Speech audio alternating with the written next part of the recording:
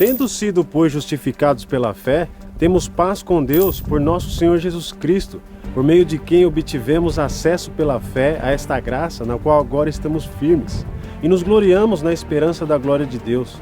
Não só isso, mas também nos gloriamos nas tribulações, porque sabemos que a tribulação produz a perseverança, um caráter aprovado, e o caráter aprovado, a esperança. E a esperança não nos decepciona, porque Deus derramou o seu amor em nossos corações por meio do Espírito Santo que Ele nos concedeu. De fato, no devido tempo, quando ainda éramos fracos, Cristo morreu pelos ímpios. Dificilmente haverá alguém que morra por um justo, embora pelo homem bom talvez alguém tenha coragem de morrer. Mas Deus demonstra o seu amor por nós. Cristo morreu em nosso favor quando ainda éramos pecadores.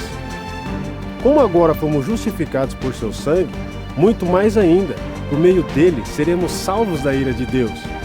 Se quando éramos inimigos de Deus, fomos reconciliados com ele mediante a morte de seu Filho, quanto mais agora, tendo sido reconciliados, seremos salvos por sua vida.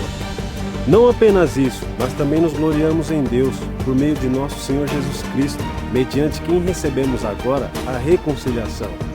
Portanto, da mesma forma como o pecado entrou no mundo por um homem, e pelo pecado a morte, assim também a morte veio a todos os homens, porque todos pecaram. Pois antes de ser dada a lei, o pecado já estava no mundo, mas o pecado não é levado em conta quando não existe lei. Todavia, a morte reinou desde o tempo de Adão até o de Moisés, mesmo sobre aqueles que não cometeram pecado semelhante à transgressão de Adão, o qual era um tipo daquele que haveria de vir. Entretanto, não há comparação entre a dádiva e a transgressão. De fato, muitos morreram por causa da transgressão de um só, muito mais a graça de Deus, isto é, a dádiva pela graça de um só homem, Jesus Cristo, transbordou ainda mais para muitos. Não se pode comparar a dádiva de Deus com a consequência do pecado de um só homem. Por um pecado veio o julgamento que trouxe condenação, mas a dádiva decorreu de muitas transgressões e trouxe justificação. Se pela transgressão de um só a morte reinou por meio dele, muito mais aqueles que recebem de Deus a imensa provisão da graça e a dádiva da justiça reinarão em vida por meio de um único homem, Jesus Cristo.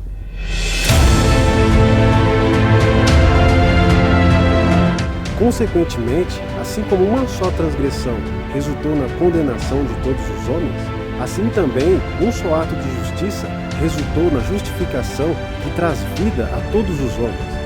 Logo, assim como por meio da desobediência de um único homem muitos foram feitos pecadores, assim também por meio da obediência de um único homem muitos serão feitos justos.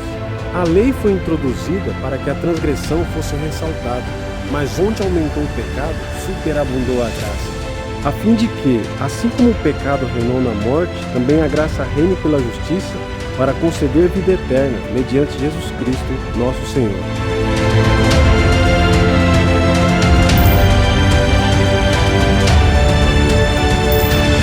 Que diremos então? Continuaremos pecando para que a graça aumente? De maneira nenhuma.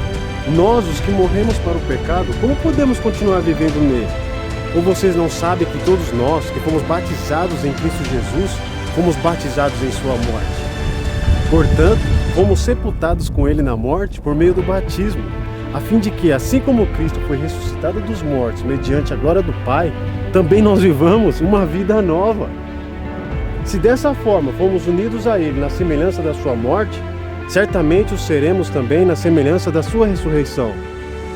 Pois sabemos que o nosso velho homem foi crucificado com ele, para que o corpo do pecado seja destruído, e não mais sejamos escravos do pecado, pois quem morreu foi justificado do pecado. Ora, se morremos com Cristo, cremos que também com ele viveremos, pois sabemos que, tendo sido ressuscitado dos mortos, Cristo não pode morrer outra vez. A morte não tem mais domínio sobre ele, porque morrendo, ele morreu para o pecado uma vez por todas, mas vivendo, vive para Deus. Da mesma forma, considerem-se mortos para o pecado, mas vivos para Deus em Cristo Jesus. Portanto, não permitam que o pecado continue dominando seus corpos mortais, fazendo que vocês obedeçam aos seus desejos. Não ofereça os membros do seu corpo ao pecado como instrumentos de injustiça. Antes, ofereçam-se a Deus como quem voltou da morte para a vida. Ofereçam os membros do seu corpo a Ele como instrumentos de justiça. Porque o pecado não os dominará, porque vocês não estão debaixo da lei, mas debaixo da graça. Então, vamos pecar porque não estamos debaixo da lei, mas debaixo da graça? De maneira nenhuma.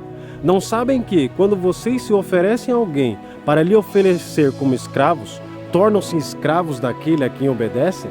Escravos do pecado que leva à morte, ou da obediência que leva à justiça? Mas graças a Deus, porque embora vocês tenham sido escravos do pecado, passaram a obedecer de coração a forma de ensino que lhes foi transmitida. Vocês foram libertados do pecado e tornaram-se escravos da justiça. Falo isso em termos humanos, por causa das suas limitações humanas. Assim como vocês ofereceram os membros do seu corpo em escravidão à impureza e à maldade que leva à maldade, ofereçam-nos agora em escravidão à justiça que leva à santidade. Quando vocês eram escravos do pecado, estavam livres da justiça. Que fruto colheram então das coisas das quais agora vocês se envergonham? O fim delas é a morte. Mas agora que vocês foram libertados do pecado e tornaram-se escravos de Deus, o fruto que colhem leva à santidade, e o seu fim é a vida eterna. Pois o salário do pecado é a morte, mas o dom gratuito de Deus é a vida eterna em Cristo Jesus, nosso Senhor. Mas Deus escolheu as coisas loucas deste mundo para confundir as sábias, e Deus escolheu as coisas fracas desse mundo para confundir as fortes. Eu sou o livro de Coríntios, escrito por Paulo no ano 55 depois de Cristo. Eu sou o livro de Coríntios, escrito por Paulo, inspirado por Deus.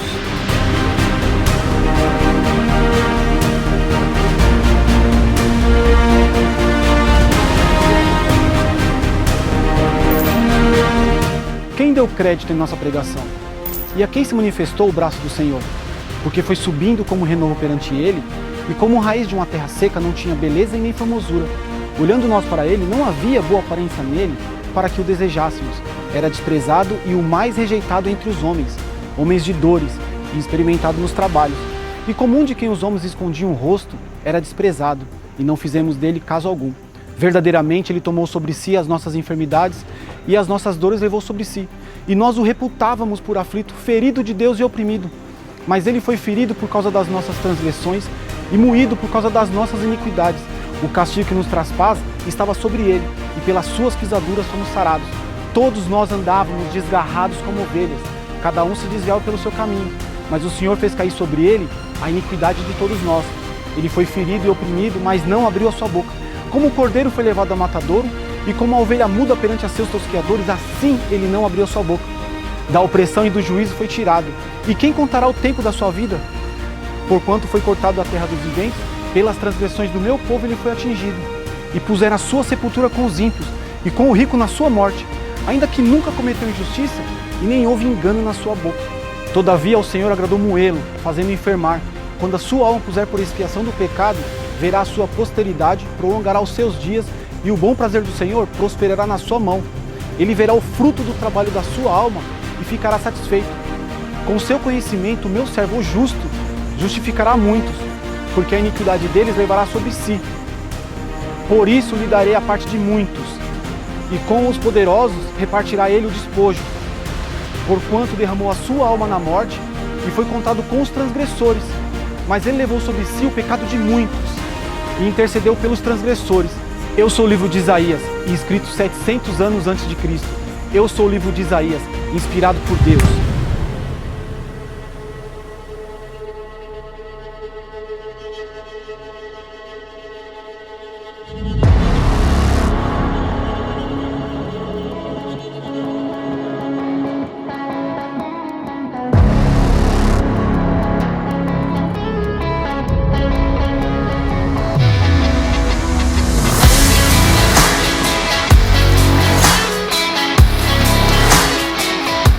Eu sou o livro de Romanos, escrito por Paulo, no ano 57 depois de Cristo.